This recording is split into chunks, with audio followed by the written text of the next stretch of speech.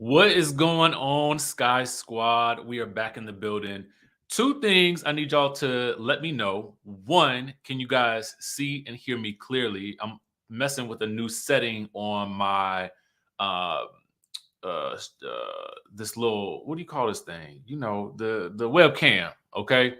And then the other thing is I have a brand new mic that I'm working with right now. So if you guys can see me clearly, great. And if you guys can hear me clearly, let me know because I'm working with this mic right here. I'm trying to slide it over to you. Okay, it looks like you guys can see and hear me clearly as well. Um, Today, this Saturday, y'all, we're going to be discussing the Janet documentary. We're going to be talking about like the last night episode of Ladies Who List Atlanta. Got to talk about that. And we're also going to talk about Ready to Love today. So we got a lot of things to cover. Listen, um, I just want to say today we're going to take things easy. I'm not going to rush through this because I really want to give you guys my thoughts on all of these shows. And really, I think that it's going to require a little bit of, finesse. So I want to be able to, not rush through it and really have a conversation with y'all today. Because I know a lot of times you guys will, like having these kind of conversations on the weekends as well. T Ness, thank you so much for the super chat. Who says we can see and hear you, Richie? Thank you so much. All right. So last night was a busy night. Okay. If you happen to be catching all of the shows last night, I had to watch Janet last night, and then I watched Ladies Who List and Ready to Love this morning, which is why it took me a bit of time to get everything together because y'all know I like to go live a little earlier. With that being said, I want to do one thing before we get into it. Listen, hold on for a second. Let me address something. Hey, Linda, I appreciate you, asking to get right down into the reviews, but that's not really how I work on my channel with my lives. We're going to take some time. I'm going to welcome you into my home. This is how I feel. This is how I do things over here. Now, what I will also do for people who just like to get right into the tea is actually chop down this video afterwards and give you a bite-sized segment that will include each review for each show. Now, if you don't necessarily have time for pleasantries, I would suggest maybe you come back in when I post those clips so that you can just get the tea. But right now, as I welcome you into my space, I'm going to take all the time that I need. And we hope that you enjoy it. Okay. Now, with that out of the way, let me know in the chat where you guys are watching from because y'all know I like to know where my people are watching from. Okay. Um, who else is in the building? Who do I see here? Let me see. Let me know where y'all at. Where y'all watching from? Bowie, we got Atlanta, we got NYC. Okay. Yes, baby, take what you need. Titusville, Florida, Duval, Columbus, Georgia. Hey, that's why, and honestly, that's why I don't want to, I'm not trying to be mean, but I just want to let people know how we do things so that they can become acclimated to how we doing it today. Okay. Be more, Philly, Flint, Michigan, Rochester, Louisville, Kentucky, San Antonio, Ohio, Phoenix, Arizona, Houston, Memphis, St. Louis, Waldorf, Florida. I see you in the chat. I see y'all in the chat. Nairobi, Kenya. I'm trying to make my way there, y'all. Listen. After coming back from South Africa, I feel like I need to be in the motherland more often. Hey, Huntsville, Alabama. Tennessee, baby. Be more in the chatterization. A lot of Vegas in the house. Okay. All right. So let's go on ahead and get into the business. And first up on the docket is going to be this Janet Jackson documentary. Okay. So technically, this is a documentary that if you're watching it on Lifetime, it's broken down into two parts. If you're watching it on A&E, I believe you can see it in four parts, although both parts 1 and 2 came on last night.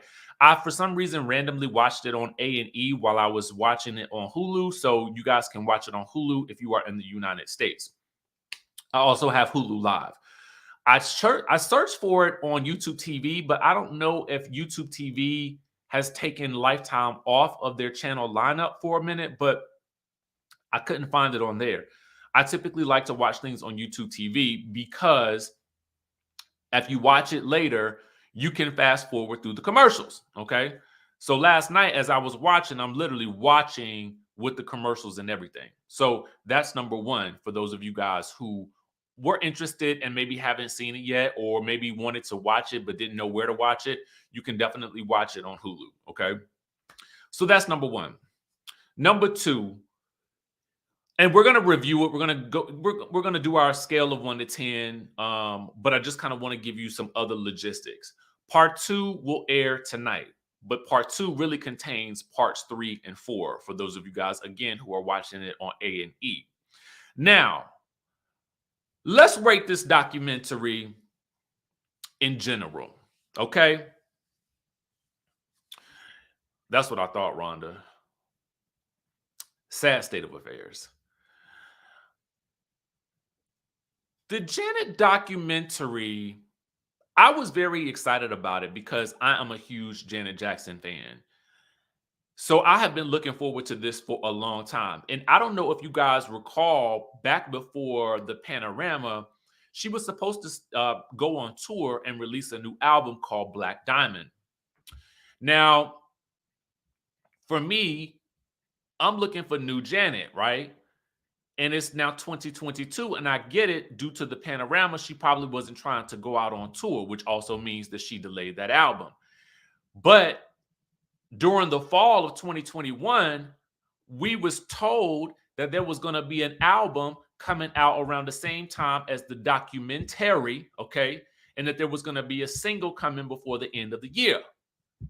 It's 2022, ain't got not nay single, ain't got not nay album, ain't hides or hair of an album to be spoken of.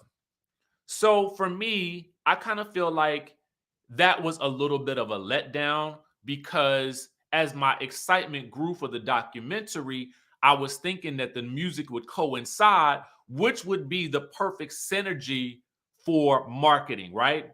You got a documentary out, you're going to put some new music out. It all works together. Do y'all remember back in the day, and it was really around the Beyonce heyday, when Beyonce would release an album, and even Rihanna, and I'm just going to use those two as examples. There would be so much fanfare around the release of the album, and all the marketing would coincide with everything that they were doing on television. And so for me, I was hoping that this would harken back to that period of time. But alas, we have no music. Y'all had time to work on some music. You had a whole 2 years that we've been dealing with this Panorama. Where is the music? Where is the music? Now that I got that out of the way. For me, on a scale of 1 to 10, I'm actually going to give part 8 of this documentary, the first part of this documentary, an 8. The reason why I give it an 8 is because, this was hyped up to be, something very explosive. Like, this was hyped up to be like, it was going to tell us all and everything that we needed to know. And I feel like what I got was not what I ordered, to be quite honest with you. Now, it was good, don't get me wrong, and I love me some Janet. But it was a whole lot of grainy home footage, And again, I have to say that I did appreciate the history, because there was a lot that we probably never really knew about Janet. Number one, we did not know, or at least I didn't know, that she didn't really want to be in entertainment in the beginning. She was put into the entertainment industry by her daddy. You know what I'm saying? And daddy said, y'all gonna work for this food today. Okay. Y'all gonna work for this food and y'all gonna be great at it. And she, because the brothers were, doing their thing, she was kind of put into that spotlight as the baby, right? Another thing that I felt like I didn't know was she wanted to be a lawyer. Okay. She wanted to be a lawyer. She wanted to do her Olivia Pope type situation. And this music thing was not what she signed up for. And another thing that we've come to realize is Janet has always seemed very soft-spoken, very reserved. That has always been her personality. She has always been, and this is the case with a lot of entertainers, to be quite honest with you. You will often find that some of the biggest names are usually introverts, right? And Janet comes across very much like a homebody, like an introvert. And it's just amazing to see this dynamic play out because when she's on stage, it's everything, right? But then she leaves that lifestyle on the stage. And when she's not on stage, it's just regular old Janet, right? Which is fascinating to me because I feel like this is one of the first times that she's really pulling the layers back and letting us inside the fact that she was really unhappy, especially during the beginning parts of her career. It wasn't until she got her daddy, she fired her daddy, okay? A la, I mean, listen, it's interesting to see the similarities between someone like her and a Beyonce because she also had to fire her daddy in order for her to grow, right? And so then she comes out with the Control album and everything falls into place when she begins work with Jimmy Jam and Terry Lewis. Now, the one thing that I feel like we did not know, we did know about the marriage to DeBarge, but for me, and I'm gonna tell you the truth, I did not know that, and I'm looking at my notes right here, he left her on their wedding night at a hotel for hours in a city that she was unfamiliar with all alone. And then she said she had a bad habit of being attracted to people who use drugs. Now, in my mind, I thought to myself, now, I don't know how many, we know about the high profile relationships, and four of them specifically. There was DeBarge, Renee, Jermaine, and I think his name was Wassam. Was that his name? Wassam? Um, but so for her to say that she has a bad habit of being attracted to people who use drugs led me to wonder, well, who else was on the drugs? Okay. I just had to wonder, who else was on them? Because for you to say that, I feel like there's more than one. Okay. Oh, y'all mentioned Bobby Brown. I mean, true. Okay, so that could be what she's referring to. That could definitely be what she's referring to. But it was interesting because up until that point, we had only really kind of mentioned DeBarge. So when she said that, it kind of now has to lead us to wonder about these other people, the Q-tips. I see y'all naming Tupac, okay? Um, Todd Bridges. So it's interesting. She said she was searching for him in the streets at 3 a.m. They were rolling around on the floor as she's trying to take the pills from him. It's just crazy imagining the Janet Jackson rolling around on the floor with little old El DeBarge trying to take his pills from him. She says in her documentary, she says that she would never keep a secret child from DeBarge. But technically, she never said Unless I misinterpreted it and didn't hear it, she never said she didn't have a child with him. I thought she just said she never kept it. She would never keep her secret from him. But I don't know. Yeah, I didn't know. I see some people had mentioned Tupac, but I didn't know she had not Elder Barge. I'm sorry, James. Mm-mm. I didn't think she didn't. I didn't know she had dated Tupac. I don't know. It it when she said it, it just kind of made me go down the list of other men that she had really been with for a long period of time in the media. And I just had to wonder who was she referring to? Okay. Somebody says, what's with the retracted messages? I don't know what you're talking about.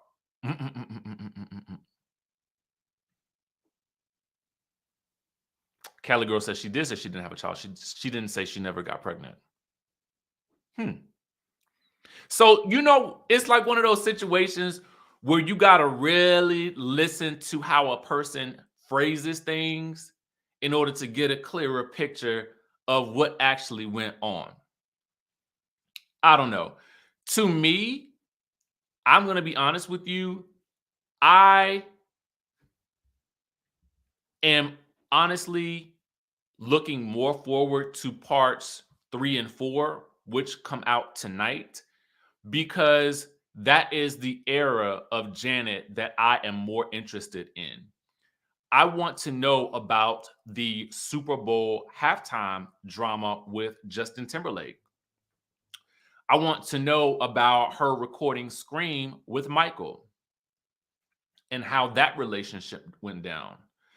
I want to know more about her relationship with Jermaine Dupri. I want to know how she was able to maneuver and move around, because it felt like the world had just given up on Janet at one point in time. In terms of, and I hate to say this, the media. But for me, I feel like Black people never really gave up on Janet. That's just how I feel. You know what I'm saying? Because I was still, even after the Super Bowl, I'm still buying the albums. I'm still rocking with Janet. I'm still trying to go see her in concert. I'm trying to do whatever I got to do. But in my mind, I'm like, we never left her. Mainstream media did. Okay? That's how I felt. So for me, that's what I'm more interested in, is seeing what happens tonight, you know? And I want some type of announcement about some music. All right? So that's the Janet documentary. For those of you guys who were interested, it's really the early years that we got last night. And Janet seemed a little sad to me. Did anybody else get that sort of feeling from her as she was doing her interviews? Maybe she wasn't sad as much as maybe it was just reflecting on some of those early memories and realizing that she did not really want to do what she was being made to do. So it came across as sad. I think that's the one of the biggest takeaways from this whole situation. All right. So I actually did watch My Killer Body with K. Michelle, that is executive produced by Carlos King last night as well. If you happen to watch that, chime down in the chatterization and let us know if you watch My Killer Body. I was not intending to review it. More so, I'm just going to mention it, that I think it's a very good show for you guys to watch. I did not realize the dangers of these surgeries and the lengths that people would go to alter their bodies. Like, and I'm talking about not going to reputable doctors and things like that. it's really scary to see how the ladies that were featured last night, how their bodies were disfigured by these botched injections and surgery. And most of it seemed like it was injections. And you have to wonder, like, what were these people putting into these ladies' bodies? One woman, I guess she had gone in to have like a tummy tuck, like not a tummy tuck, but like liposuction, and it had just melted and dissolved her skin. The other lady had, I guess, gotten some type of butt injections, but they turned her butt all black and itchy. Like, it was just very disturbing. And it was really nice to see K Michelle be open enough to do this type of show. And I like it for her. Even though she does look a little different in the face, but she still look good. Tanya says, I thought it was interesting that Janet said she would never keep a baby from James, but she has been alleged to be keeping her baby from her ex now. Maybe we will get some answers as to what's going on with her and her current baby daddy. Well, the only baby daddy that we actually know of. So we'll have to see. Yes, the lady was pulling off her own dead skin. It was crazy. It was crazy. I will tell you guys, I would suggest to watch it. It comes on Lifetime. It came on at 10 p.m. last night. So definitely check that out if you have Lifetime. Okay? So let's move on, because we got to discuss the ladies who list. All right? We got to discuss the ladies who list.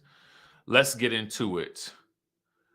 Because last night's episode, to me, I'm going to go ahead and tell you guys, it was a winner last night. Ladies who list, to me, and I'm going to go ahead and tell you guys, I gave this episode 4 of Ladies Who List, season 1, I'm giving this episode a 10 out of 10. If you did not see this episode, you are missing out. They were selling houses. You had Robin fighting to keep a client who basically told her, you need to, manage your emotions better, girl. Like, you need to get a hold on to things. And he taught her a very valuable lesson to the tune of a huge missed opportunity. Okay. That was a real lesson right there. And it's very rare that you see a client come in and just kind of wreck shop like that. You had the slow burn of the Crystal, Robin, and Kira situation that is very, very interesting to me. And to add to this mix, you have this notion of, is it low down and dirty to try to take someone else's agent? Like, I mean, you had two situations where you had this issue. You had one where Robin realizes that another agent has taken her listing and using her videos and then gets the sale. And then you had Crystal trying to woo Kira away from Tiffany. It was just like, it was wild to me. And I slowly realized, I was like, oh, this episode is good. This episode is good. Okay. Thank you for that super chat. And thank you for that super chat, Catherine Forehand. I appreciate you. It was just, it really did. It gave me everything that I needed. And I have to tell you guys, last night's episode reminded me of old school Housewives. Like when Housewives first came on, and it was really about the relationships, what the ladies were doing and how they were mixing it up with each other. And they got real issues with each other. I mean, it's some real stuff that's actually happening. And we're getting that with the backdrop of selling houses all at the same time. I'm telling y'all, this show, it gives. If you ain't on it, You need to get on it fast. And we're just going to kind of go through the episode at this point. And I have to tell you guys again, Monday at 1 p.m. unless something changes, we will be speaking with Tiffany, the closing attorney, on Monday at 1 p.m. Eastern Standard Time. So be sure to tune in for that because it will be live. Okay. Now, we pick up with Kiana and Robin discussing what happened with all of the money. Okay. For those of you guys who are unfamiliar, Kiana, let me give you exactly who the players are. Kiana is a real estate broker. She was trying to work with Robin while she was building her brokerage, and she had 26 listings. Robin, or so she thought at the time, was trying to charge her $500 per listing in order to hold it while she built her brokerage. Otherwise, she was going to lose her license. Well, she was going to be without a license or something like that. Now, that was an issue for Kiana because Kiana felt like, yo, listen, I'm trying to build over here. We supposed to be cool. Why are you going to charge me $500 per listing? That's $13,000. I don't appreciate that. And now you calling me in, asking me to build this mega agency with you. I don't know if I want to do it. So they sitting down and they having a ponderosa about that. Okay. Now, Kiana thought it was $500 per contract. Robin tells her, no, it wasn't $500 per contract. It was just a $500 flat fee. This is a major, major miscommunication here, okay? Robin says she would never do that to somebody else. And she also says that, Kiana should have asked follow-up questions if she felt like Robin was trying to do her wrong. I don't know what I would do because Kiana seems to believe that she heard specifically $500 per listing. I might have had to say at the time, girl, did you tell me $500 per listing? I need to know because, $500 per listing and $500 flat fee is very different. Who do y'all believe in this scenario? Do you believe that Kiana really heard? And I'm sure she heard what she heard, right? But do you believe that Robin meant 500 flat fee, or do you believe she really meant $500 per listing? It was very interesting to me. I was like, you mean to tell me all this chaos could have been resolved with a quick phone call? A quick phone call? That was it? Baby. So anyway, at the end of the day, right, I felt like, now say what now? You want how much? I just need to make sure I heard you correctly. Okay? But when I say no, I want to know what I'm saying no to specifically. Okay? Now, if Robin did indeed change her story, it worked. Okay? She could have, honestly, it could have been $500 flat fee. It could have been that. We don't really know, but we only can go by what Kiana is telling us and what she felt like she heard. But Kiana is willing to take the L in this situation in order to let the friendship rock and for them to kind of start anew, right? So we're going to leave it at that. That's it for now. Tiana, who we left last time, this is Tiana. We left Tiana last time talking with Michael, who is trying to sell his condo. Now, she tells him the condo should sell for 1.5. Now, the problem is Michael feels like he paid 1.2 for it, but he feels like he put over $300,000 into it. And honestly, she feels like, yo, like you put too much money into it. And he's thinking it's supposed to sell for like $3 million.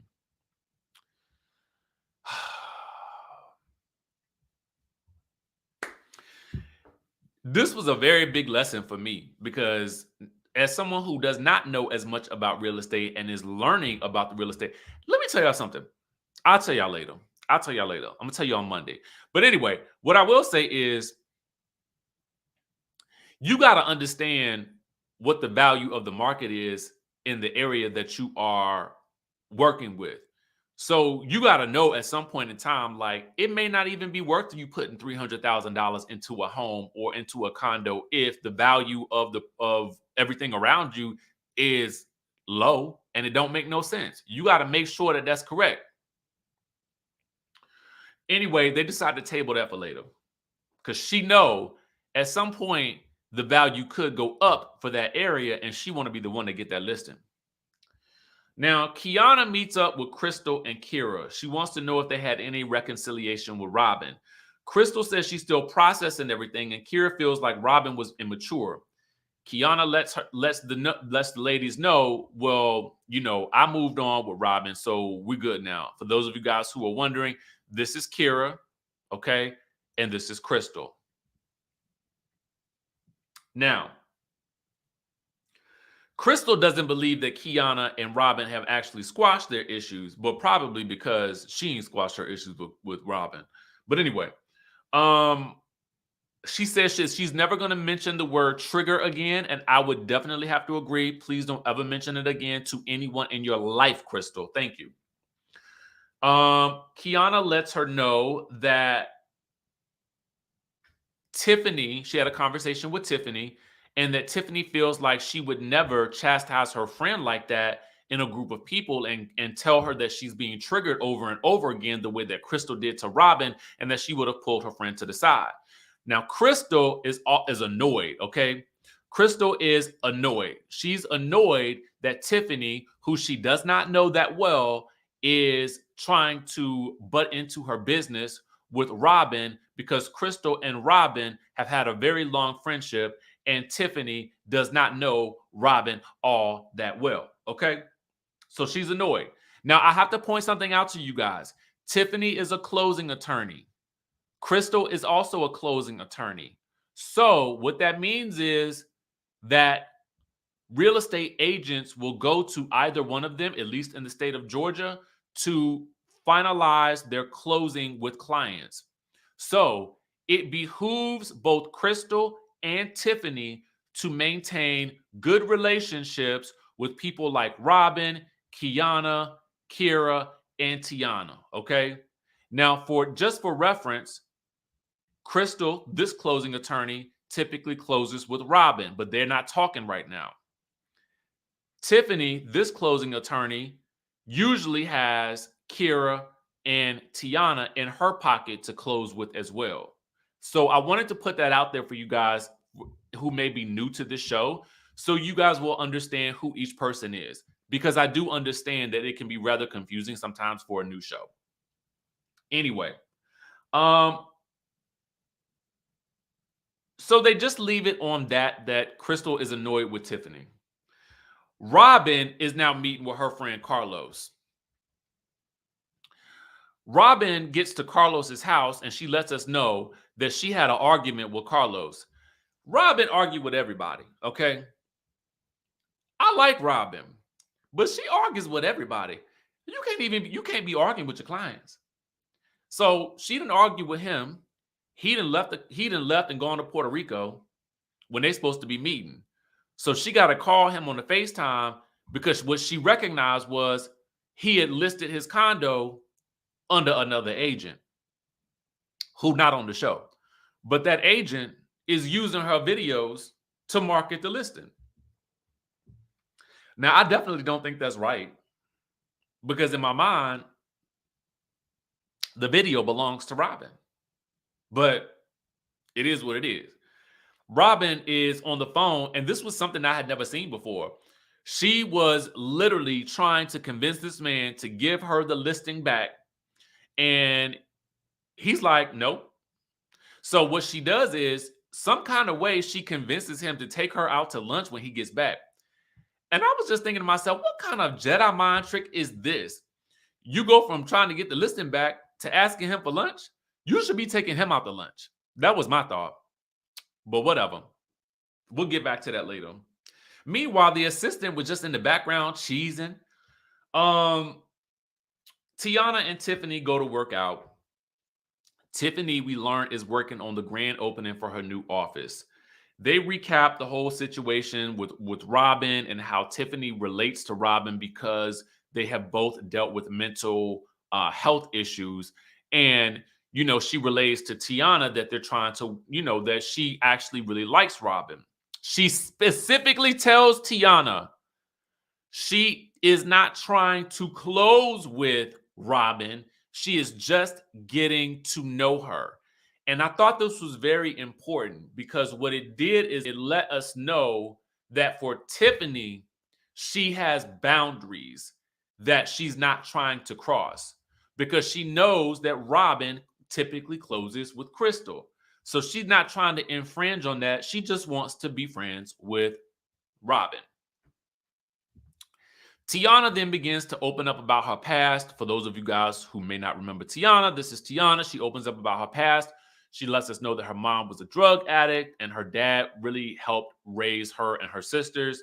And that's how she became the person that she is today. Tiffany then realizes that Robin and Tiana actually have a lot in common based on their issues with their moms. Boom. Okay. Robin then meets with Carlos, the person that had skipped out on her, that gave the listing to somebody else. Honestly, he basically tells her, listen, in this industry, sometimes you're going to have to eat SHIT. And you're going to have to learn how to manage your emotions. And you're going to have to learn how to not be so argumentative. Bottom line. Because he was not going to give that listing back to her. And that listing actually sold for $2.75 million, and it was an all-cash offer. Now, for those of you guys who are unfamiliar with real estate, that is a huge commission for Robin to be missing out on because of her attitude. And he basically tells her to fix it. So that was a huge lesson for her to learn. However, because Carlos does believe in her, he lets her know that he's going to give her all of her future listings. But this is after she tries to convince him that she's building this, big bad new Sell Atlanta agency. And he's like, girl, just do this work yourself. So now she's kind of reconsidering building this big brand with all of these ladies. All right. So then the odd thing is Crystal, who is a closing attorney, invites Kira to her office. Kira typically closes with Tiffany. So it's weird that Crystal is inviting Kira over to the office. They bond over their relationship issues that they've had and that they've come out of. Crystal treats Kira to a 5-star lunch. And she pretty much asks her at the end of this, well, girl, are you going to close with me or not? Because for Crystal, she believes that Kira is putting up such high numbers that she can spread her wealth around. Now, I wants to talk to Crystal because I wants to understand how she thought this was right. In my mind, okay? How would you think that you was gonna woo her with some fish sticks and champagne when she been closing with Tiffany all this time? You mean to tell me that you thought she was gonna sell her soul for some Branzino? Now, I like some Branzino, and I'm gonna eat the food that you give me, and I'm gonna drink on the champagne too. But at the end of the day, listen, I am loyal. So the last thing that you're going to get me to do over some Arbor Mist and shrimp cocktails is give my business to somebody else who I'm actually really cool with and who still follows me on social media. Okay. You can't have my business over some fish sticks. You can't. It's not going to work. And we're in this little group together. Like, how that sound to you? It sounds crazy to me. Meanwhile, okay. Meanwhile, oh, we had a super chat. Thank you so much, Catherine, for forehand. I appreciate you. Yes. Thank you for that. Make my day. Now, it's the day of Tiffany's grand opening for her new office. She gives an emotional speech. Kira lets Tiana know.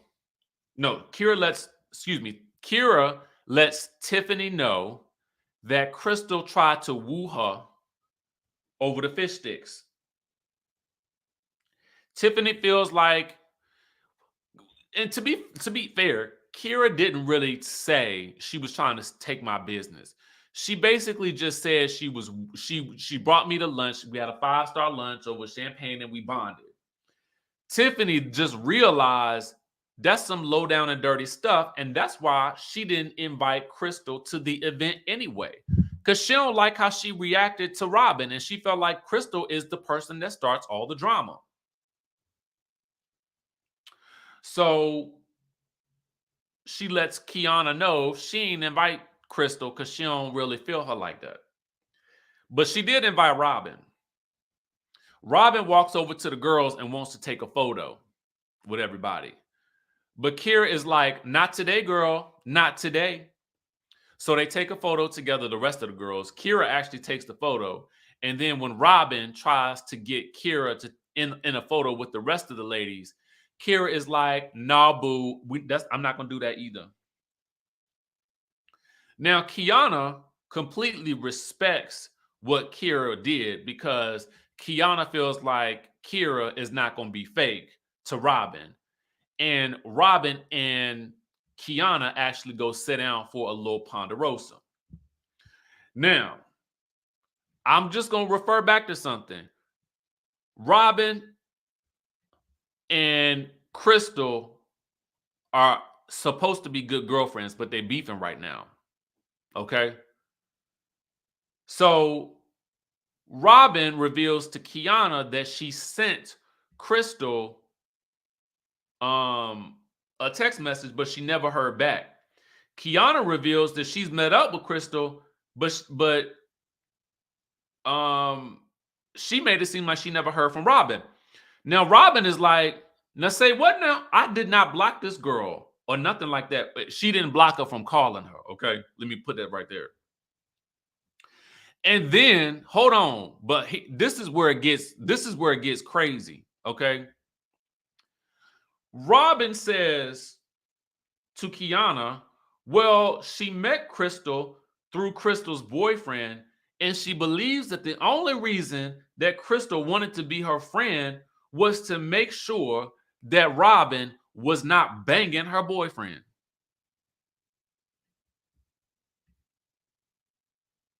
Now, Robin,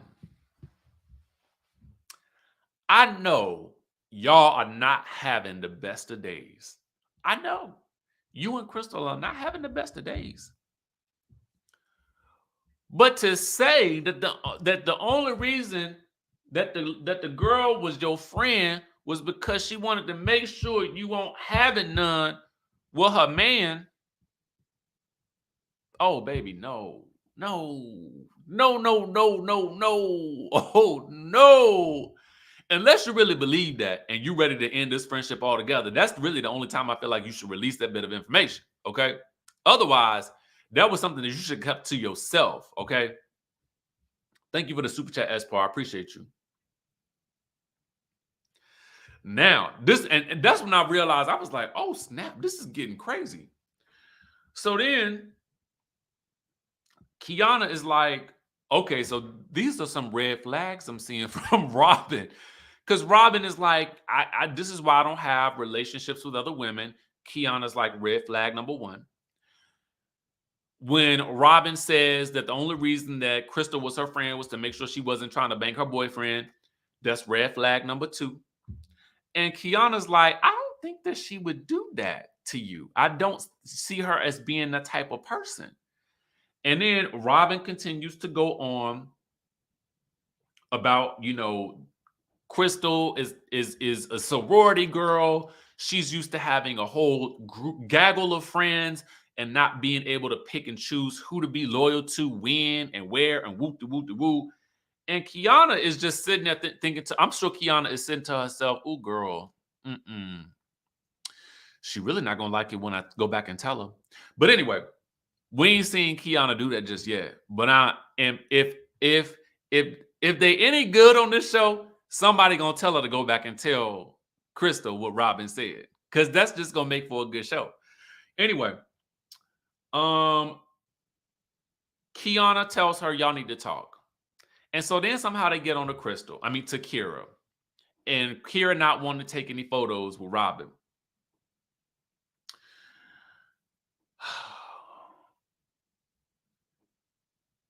Before that happens, though, let me say this. Kiana tries her best to see both sides to the Robin and Crystal argument, and she tells Robin where she went wrong too. And so she tries to convince them to talk, but then they get on to Kira, the whole Kira situation. And at that point, Robin is like, "Get over here, Kira." And she calls Kira over, and the episode ends. Now,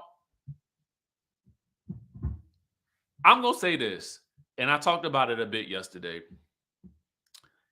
Before, I had said that the unfollow on Instagram can be a little immature. We talked about it with the whole Garcelle and Sutton and Erica Jane situation.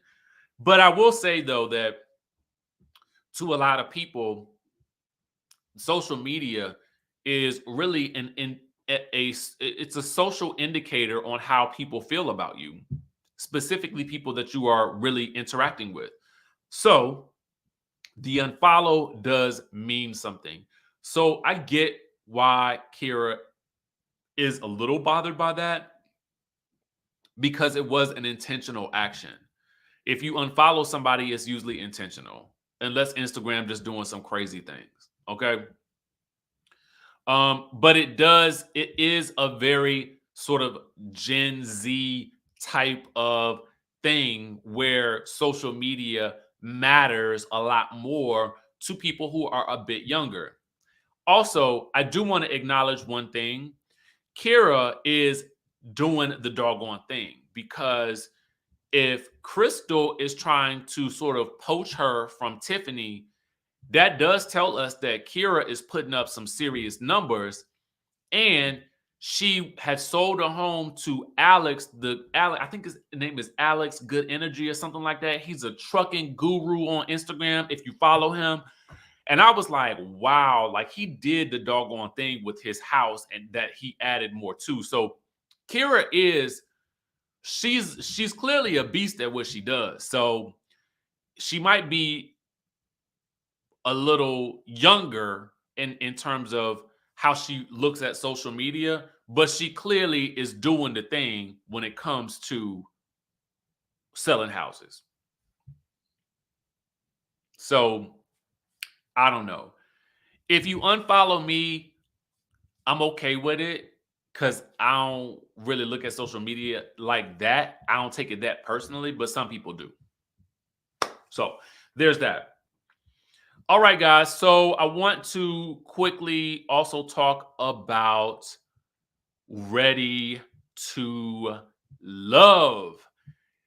Did you guys happen to watch Ready to Love last night? Okay. I watched it today. Now, let me preface this by saying I have never watched this show in its entirety before. I've seen a couple of episodes here and there, but it's never been to finish the season. But I'm determined to try to finish this season, because what happened when I was watching it was I found myself getting a little excited. Okay. I found myself getting excited because I was kind of like, oh, this is a little juicy. Okay. Not to mention, they're back in the DMV, specifically in Potomac, literally just 20 minutes away over in Potomac. Now, that does not mean that all of the people are from Potomac. Okay. That just means that the setting is Potomac because some of these people are from Baltimore. Okay. Some of these people are from, other places around in the surrounding areas. And so they happen to meet at the big house in Baltimore. Now, for those of you guys who are unfamiliar, the premise of this show is to bring singles in to mingle and mix, and then they determine whether or not they can find love. Okay. That is the object of this scenario. And every week, someone gets eliminated. Now, from what I can understand, there's usually a man and a woman that are eliminated after, I'm assuming the contestants vote people out. But to me, it seemed as though Tommy, the host, Tommy Miles, was the one who kind of made the ultimate decision based on his conversations with the individual men and women in separate groups, right? So, from my understanding, the setting is the house, but they live and they work and they do everything else they need to do in their own lives, and they just come to the house to meet for the show. That's what I gleaned from this. If somebody else knows anything different, then let me know. Okay. Now, having said that, um, I'm gonna try to figure out a way to talk about this show because there are a lot of characters on this show. So, just to give you a perspective, typically there are 10 men and 10 women, but Tommy let us know that this time they're going for quality versus quantity. So, we are only down to, I would say, 7 men and then 7 women. So, I really want to talk about, I'm going to run you down my thoughts on the cast members, and then we'll talk about who got eliminated and why I think they got eliminated and who seemed to make some good matchups. Okay. So I want to start with the guys. Now, for me, this was a very interesting mix of guys. I'm going to start at the bottom with Paul, aka PO. Now, because I live in, I'm sure, close proximity to these people, I'm going to give you honest assessments. I'm not going in on these people, but we got to talk about some things and how they relate to what they're looking for. Okay, so Paul at the bottom, you guys can see the name. When I first saw Paul, I thought, oh, he's going to give me smooth operator. He got the bald head with the beard. So, I was already like, okay, bro, like I see what you about to bring. And he like 6'4". So I'm thinking the lady's gonna love him, right? Wrong. Paul calls himself PO. Okay. I forgot what the PO stood for. Oh, he said he called himself PO, like a PO box, because he always delivers. I said to myself, you know what? I was wrong, sir. Until you get rid of these nicknames and these corny lines, they may be for somebody, but I don't think they for anybody in this house quite just yet. So I really feel like he gonna need to let that go because most people, when they hear PO, they think of parole officer. Okay. And I just feel like women don't like lines. And I don't know where men got that idea from that women want to hear a line when they go a pickup line. It just sounds corny in this day and age. Like, be real. Just talk. Your name is Paul, okay, or whatever your name is, and that's it, and leave it at that. All right. And the post office don't always deliver correctly. Let me just say that. All right, so next we're gonna go with Wiley. My impression of Wiley is smooth-ish, young-ish, but I can see why some women may like him. Now, I think that he ain't really make a good impression on Keena because she was like a little bit older. But I think because he was now also to Wiley's credit, he also, like myself, went to Virginia Tech, and I was like, okay, baby, Hokies in the house. He plays sports. He really gives you athlete type of guy, right? And so for me, I feel like I can see him here in the house. I liked him. I felt like he was a good addition. Let's move on to Demetrius. Demetrius came in, and these ladies was licking their lips over this man. He's tall. He's got the chocolate covered skin. He's got the beard. He was dressed smooth and suave.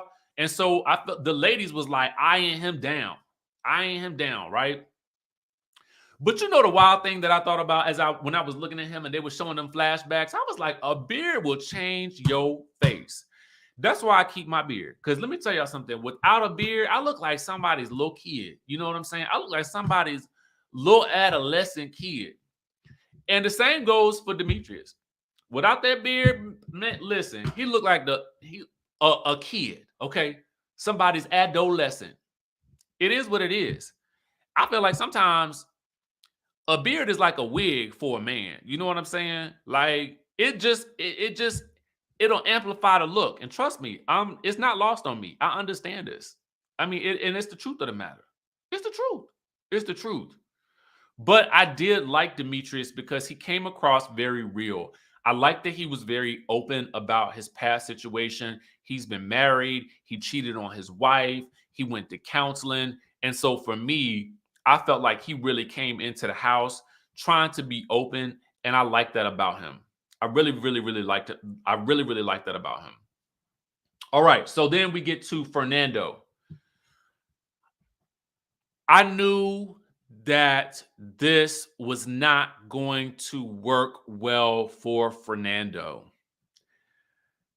Fernando lacks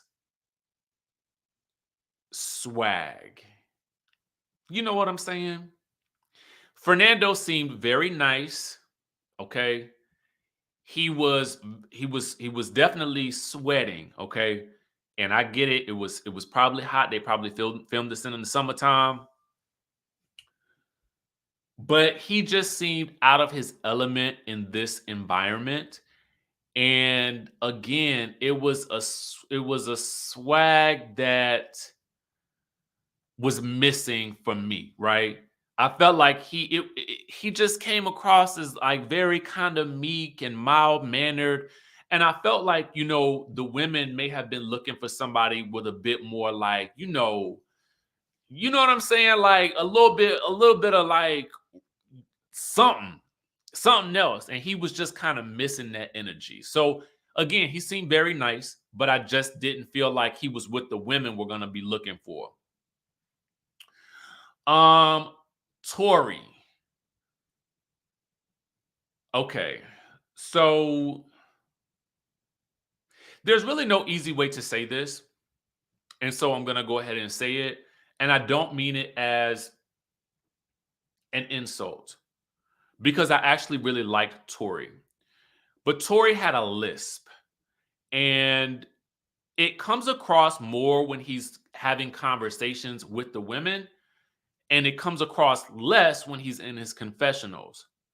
But I liked Tori. Tori seemed very like genuine with how he came across to the women. He seemed very inquisitive, and I felt like he had he had a lot more swag than Fernando had. So for me, I felt like you know he had a better chance in this situation than Fernando. And I'm just comparing them because they're side by side, and that was the last person I was talking about. But I did again feel like he was genuine. Danny says, so shallow. I'm not being shallow. To ignore that would be to not be truthful. It is what it is. And I debated whether or not I was going to say anything about it, but it's the truth. It is the truth. Okay? I'm not saying anything bad about it. I'm just saying that it was apparent to me. Okay? Please note that we can be honest about what we hear and see without coming across as though we are trying to shade someone. That's that. It's the truth. And if I had a lisp, I would definitely be talking about it. It's just the facts of the matter. Unless y'all want me to do a review and not be honest about what I see and what I hear. I mean, I'm not going to ignore it. All right. Next is Laverne.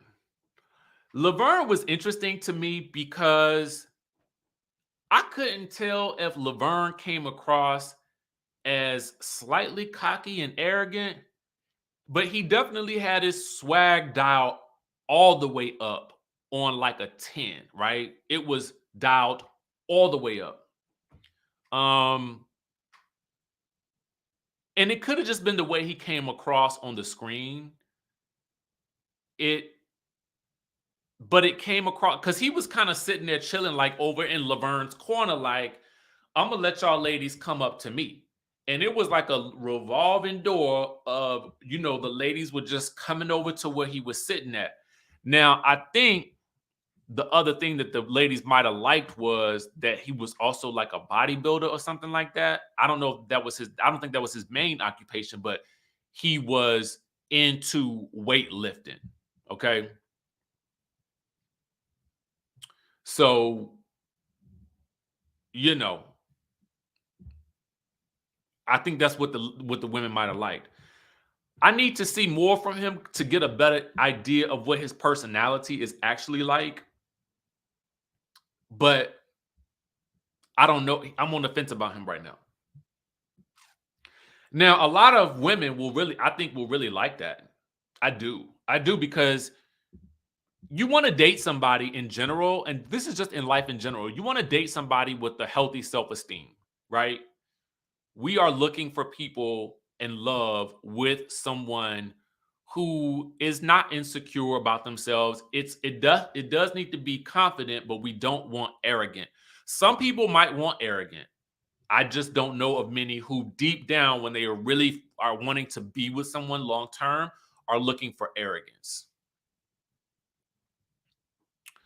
And then we'll probably get to this person. This guy right here was my top pick for any of the ladies in the house. Clifton. Clifton is, he was tall. He had the Barry White voice. And the thing that made him the top choice for me, for the ladies, was that he had a sense of humor. All the women, when they talked to him, it seemed like they were smiling, they were laughing. It seemed like they were having a good time. And I think from what this is just from what I get from some of my friends, is that women do like a sense of protection. And I think that for a lot of them, he gave them that like protective kind of teddy bear type of mentality. Like, he had a swag about him, but it wasn't overly so. He wasn't overly cocky or anything like that. He seemed like somebody that they could really the women could really laugh with and have a good time and talk to and just, chill with. That's the impression that I got. Okay. That's what I got from him. Now I want to move on to the ladies, and then we'll talk about who got eliminated. Oh, hold on. All right. So the ladies, I'm going to start at the bottom with Dakia. Okay. I liked Dakia. It was really kind of tough for me to get a real like a real sense of what she was looking for. I don't know. Maybe it's because I felt like they didn't really focus a lot on Dakia. So I can't really say or give you guys much of my input on her right now. Okay. It's hard for me to get a real impression of who she is, who I think she might be with, you know, at this point. And that's, I don't know. Sabrina. A lot of the guys seemed to like Sabrina, but Sabrina to me came across very sarcastic. And maybe the guys liked that. I don't know, but I don't, I personally would find it difficult to really gauge your personality if I feel like you're overly sarcastic when I first meet you. You know what I'm saying? Like, I just was kind of like, she's cute. Don't get me wrong. And I wrote down some notes about her. I did. Oh yes, she has said that she wants her man to be hot. Okay. Um, she did click with Demetrius because they had both been married before, and they did open up to each other. So I did like that aspect of her. She was open. So she there, I think she there for the right reason. So then we get to Ace. Can I tell y'all that Ace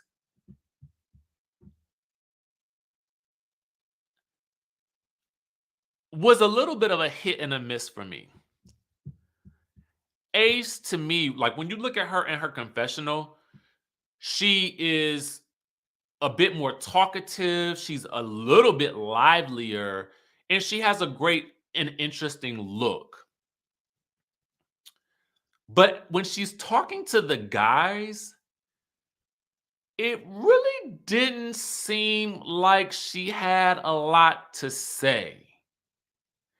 Especially when she was talking to PO, aka parole officer, aka PO box, aka post order, okay? Okay, aka post op. Okay. Um, I didn't really like the way he was talking to her, so I kind of had thought it was more him. But then when she was talking to somebody else and somebody else had said that she was just talking about yoga a lot, I was like, ooh, Ace, I'm gonna need you to step it up a bit. Okay. Because the ladies at the top, some of them made more of an impression on me than the ladies on the bottom row. Okay. Outside of Sabrina. Let's talk about Joy. All right. Joy to me, first of all, y'all know I'm into anybody with tattoos. So if I see that you got tattoos, I already know you my people. Hello people, you're my people. So she had me at that. She has a very lively personality that I did like, and she seemed like she was really interested in looking for love. When her personality, when they first started introducing the women, I really didn't get a good sense of her. Her personality started to shine a bit more as the episode went on, especially when she was talking with Clifton, because they seemed like they had a good rapport until the next time I saw Clifton and he was talking to somebody else and he was trying to build a rapport. I think it was Dakia. And then it was like, I was like, okay, so wait a minute. Let me put myself in this situation. You are literally in a situation where you got a speed date, and this would not work for me. Okay. I cannot speed date. Number one, typically, I know exactly what I want when I walk into a room. That's number one. Number two, I'm not trying to compete with nobody else. At least not, I don't want to see it. Okay. So I can't see myself trying to barge into people's conversations and dip and dodge and all kinds of stuff like that to try to get to know somebody. So this would be difficult for me. But anyway, I digress. Tiffany did not impress me either. She was talking to, who was it? And this was her one standout moment. It was Tori. And even as she's talking to Tori, she was admitting pretty much that she was guarded and she was not trying to fall so hard for anybody so quickly.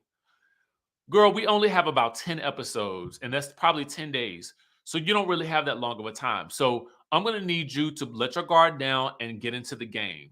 And it was so bad that even Tori realized, yo, she's got her guard up. And at this point in time, it's like, you're never gonna like you're never gonna get to know anybody in this situation if your guard stays up, and you're gonna be going home sooner rather than later. Okay, sooner rather than later. Um, you know what's funny? Let the Redeem Say So says we're the majority of the ladies engineers. It's the DMV area. So I will tell you that in DC, Maryland, and Virginia specifically, because you will have a lot of people who work either as contractors, government contractors, or some type of contractors, you will run into a lot of engineers and people who work in the IT industry in DC. So it didn't shock me that a lot of the people that we saw there were like engineers or might have worked in IT or were IT adjacent. Um, so that's that. So you're gonna see a lot of that. Can we talk about Keena for a second? Now, I don't know if Keena was having a bad day or not. We know she had a headache, but Keena just didn't seem like she wanted to be there at all. She said she seemed like she had a little attitude, like, she didn't want to talk to Wiley because he was 32 and she's 39.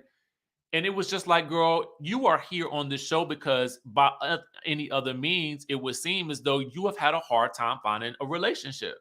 So for me, it seems to me like you would be a little bit more open to the idea, regardless of whatever his age was. It wasn't like he was 22. Then, when she did butt into the conversation, when Clifton and Dakia were trying to, cozy up and get to know each other, they talking about, well, where do you want to live in the next 5 years? And both of them want to live somewhere off abroad on islands. She comes slinking over there, sit her butt down in the chair. She really don't even want to talk to them. She just want an Advil. I was like, girl, you need to go home. I need you to get up in your car and go and readjust your attitude and try another day. Okay? Because this is not the show for you. Now, to me, my favorite young lady out of all of them was Miss Precious. Precious, to me, had the personality. She had a nice look. She was open. She seemed fun. And she's actually the perfect reality TV show personality. Because when you are doing reality TV, you cannot be afraid to let your true personality shine. And she, to me, was very open, very bubbly, very fun. And I personally felt like I liked her the most. She was ready. She was ready to meet these men. Let me tell you something. Baby was not shy about getting into the action. And that's the type of person you like. To me, she's going to be around to the end. I ain't never seen this show in its entirety before. But from what I can tell you, Precious got the type of personality that people like. And when people like your personality, you typically stay around a long time in these shows. The audience like her. Y'all like her, okay? Y'all like her. She just had a thing about her. She had a little je ne sais quoi. Was everything about her perfect? No. But when we looking for love, I don't need you to be perfect. I just need you to be amazing. Okay? And those are two different things. So, for me, she's a winner. She's a winner chicken dinner, baby. Okay? And any of those dudes would be lucky to have her. Now, let's talk about who left. Because it was a man that left first. Now, I could have predicted this even if I was blind or couldn't see. Or couldn't hear. Anybody with any sense could have told you that Fernando was going to get the buck first. And yes, he did. Okay? Fernando just did not bring his swagger game. He didn't bring it. Okay? Fernando, when you come on a show like this, you have got to bring your swagger. He left it at home along with his fan because he was sweating. It was probably a good thing that he had to go because he was sweating so bad. I felt so bad for him. I did. I felt real bad for him. But he had to go. You know, I feel like, again, I said it. Women, they want a man that's gonna come up in there, you know, and if he need to clear a room, he look like he can clear a room. Am I right or am I right? Okay. But we liked Fernando. He was a nice guy, but he just didn't look like he was gonna clear that room for the ladies. I don't think he did that.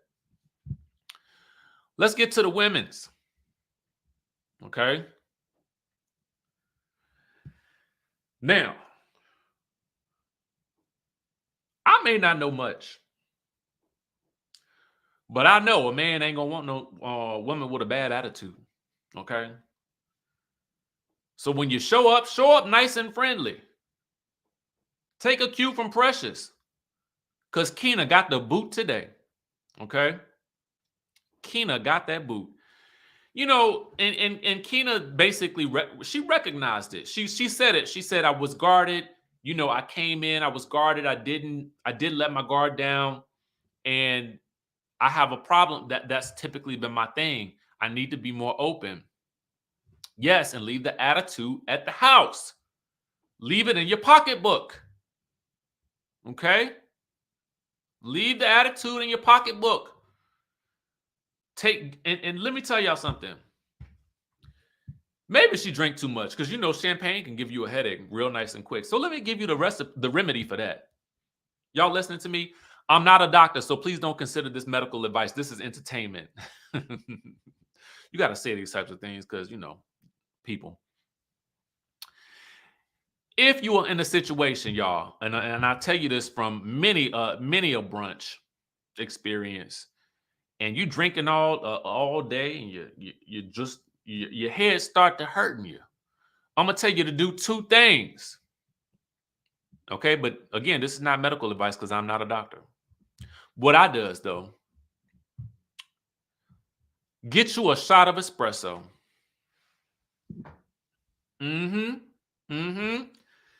A shot of espresso. That's what I like. When I done had me a good old champagne headache, a shot of espresso. Knock that thing right on up out of there. The next thing I would tell you is bring you some BC wherever you go. Okay? Bring you a BC, a goody powder, something. Knock that headache right on up out of there. Because you have got to be in the game if you want to be a front runner in these shows. It's all about the competition, and you got to show your best personality, put your best foot forward. And Keena just did not do that. She just didn't do it. Now, low key, just taking it all the way back, I honestly might have sent Paul home first. P.O. box. But any good reality TV casting person probably would keep him on there because he gonna shake up some tables. I can see it already. Even from the way he was talking to Ace, I was like, oh, bro, you have no... It felt to me like he had no, like, real sense of how he was coming across. He's good TV, though. He's going to be good TV. Right, exactly. He's too entertaining. So we need him. Fernando just did not have that entertaining factor. So you got to either be on one side. I mean, you got to be extreme on one side or the other. You got to be really likable or really unlikable. You can't be in the middle. You can't be. Okay. Okay. And so that's my thought on Ready to Love. I know it was a lot to cover today. Next time we do it, it won't be as long, y'all. But you know, we had to get familiar with the peoples. And I just felt like this would be the best way to do it. All right. Now, thank you guys for sticking around. I know it was a long one. I will be going back in and trying to break these up so that, you know, people that want to just watch the reviews can just watch the reviews and get into, you know, the hit and run. You know what I'm saying? But I appreciate y'all for sticking around and getting through this with me on a Saturday. Okay.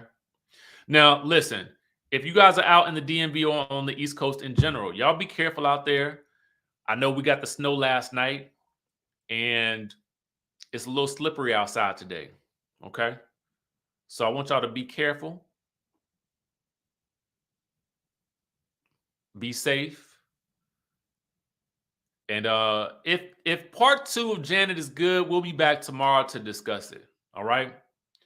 Now, with that being said, thank you guys so much for tuning in. I love y'all as always, and I will catch you all in the next video.